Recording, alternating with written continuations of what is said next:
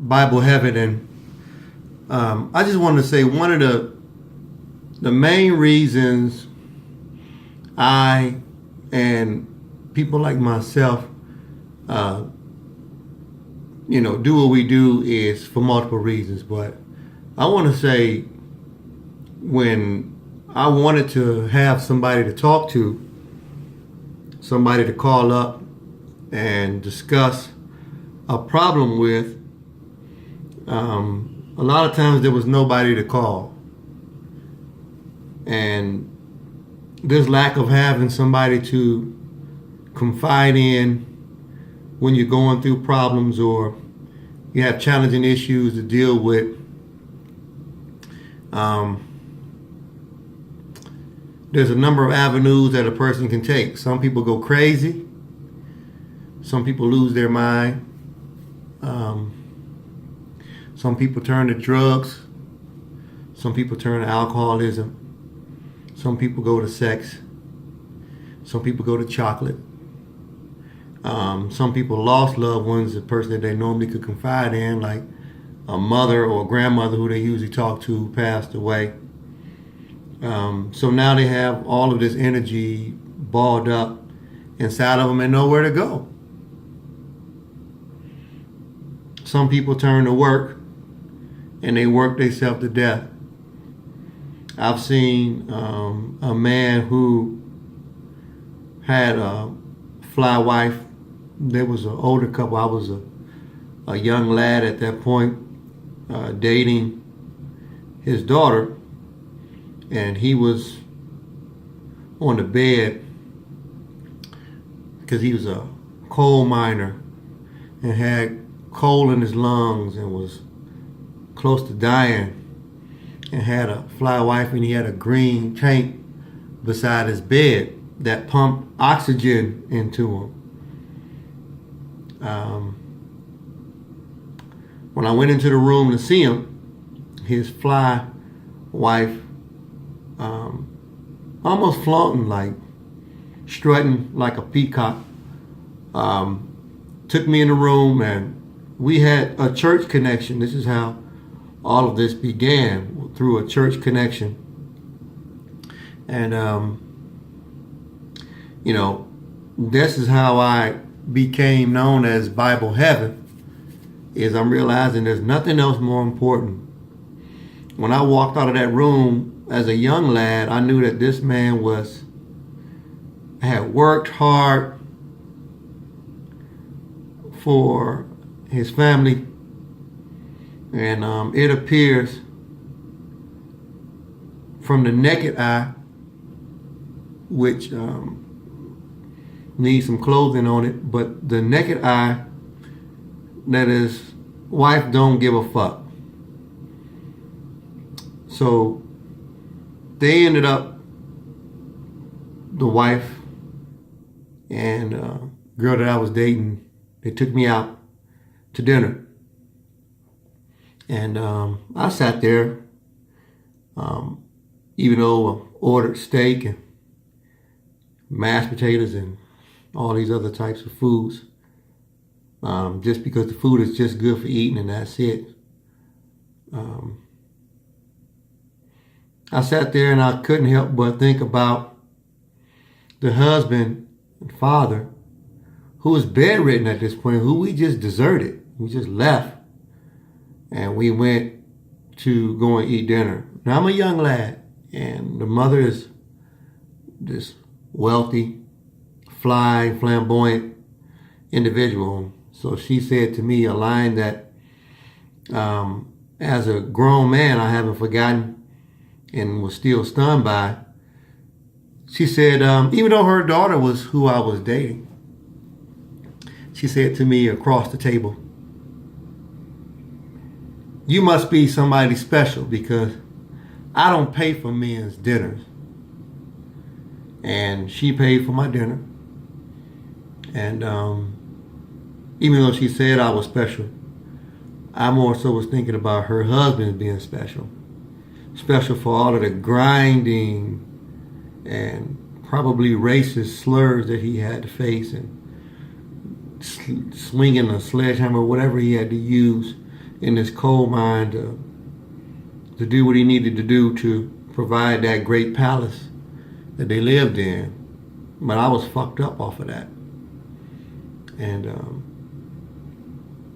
I became intrigued at the concept of a classy, fly woman who gave the presentation almost that she don't give two fucks about this man that's her husband, laying in his bed with this green tank beside him that pumps oxygen into his body. Now, to this day, I don't know. I kind of got out of there after a while. Me and the daughter, she was a very beautiful woman, and probably one of the most beautiful women that I've ever dated and spent quality time with. I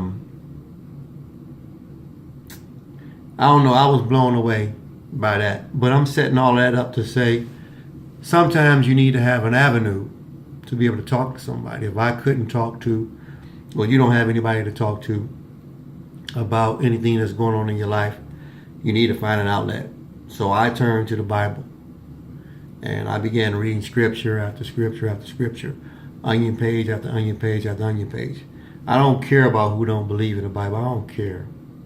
I care about whether you believe in it or not. I don't care if you don't believe in the concept of heaven. So it's not possible for you to believe in Bible heaven. And I'm okay with that. I'm okay with that. Motell Granite believes in me. Kold, Krown, Good Always Win brand, they believe in me. So this whole process is about the coming and the making of a star. And the coming and the making of stars. But this particular network, I decided, man, I don't have nobody to talk to. One of my best friends died early in life. Kind of, I participated in marriage and was about 30 years old. And he was 31 and had hit rock bottom and had a nervous breakdown because of a woman that was probably about 12 or 13 years our senior, who had a son that wanted to fight him. And my friend lost his mind.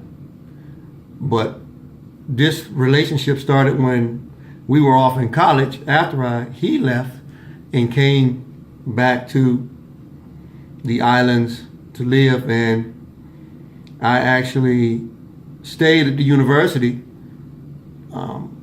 and played football, starred.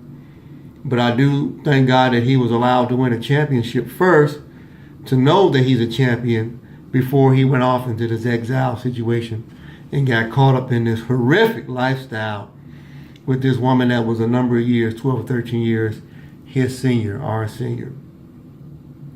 He was fucked up. The son wanted to fight him, who was a few years younger, a couple of years younger, but he was a thug. And my buddy wasn't. And so he tried to be a father in this situation, whether he was asked to be or not. But I know there's a lot of pressure on him to try to perform, to take care of this lady, kids or whatever. That shit was above his head because he never had any kids. So he died. And he was from some kind of, I don't know what it was, they found him dead in his apartment. And he used to write me letters telling me how much he respected me and praised me for being one of the only people that was his friends, even though everybody else thought he was weird and crazy. And a lot of people thought he was a homosexual and all of this. But he wasn't. He was a spiritual man who used to sit in the park and read a Bible that he had that had a paper bag on the cover. And he used to have some scribbling handwriting because he was having trouble with his writing. And so he used to scribble almost like he was writing in an earthquake. But what he would put down would always be something positive. I love this man like a brother.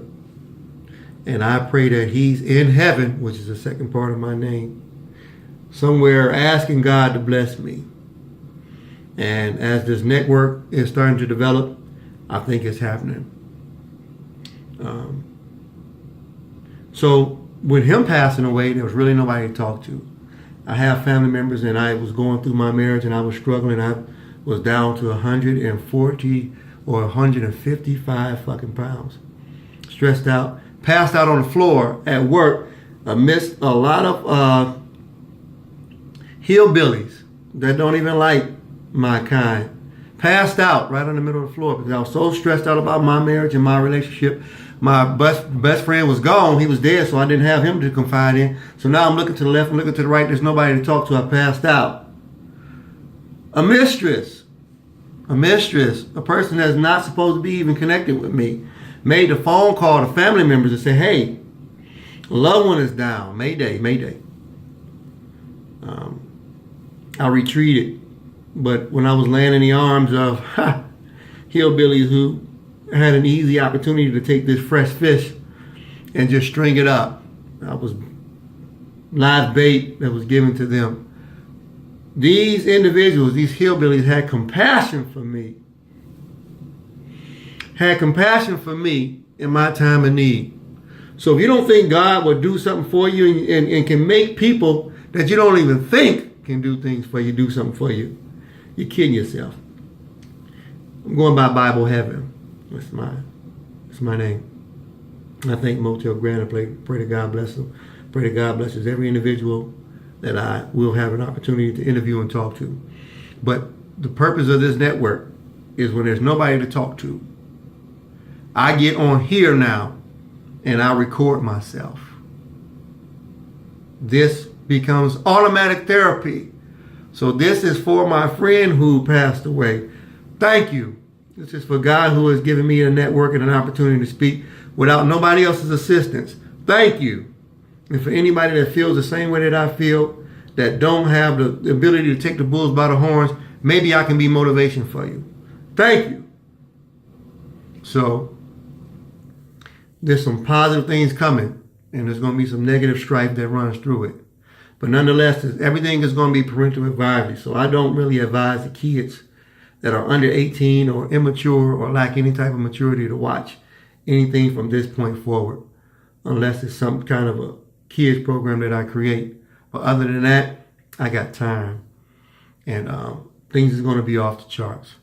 So I like to say again, to anybody listening, anybody that's paying attention to subscribers, people that are too afraid to subscribe, who don't have any type of connections to YouTube, or I want to give shout out to YouTube for creating this venue and any other venue that's created. To all the people that have companies and things, put me on and make me have a lot more money than what I have.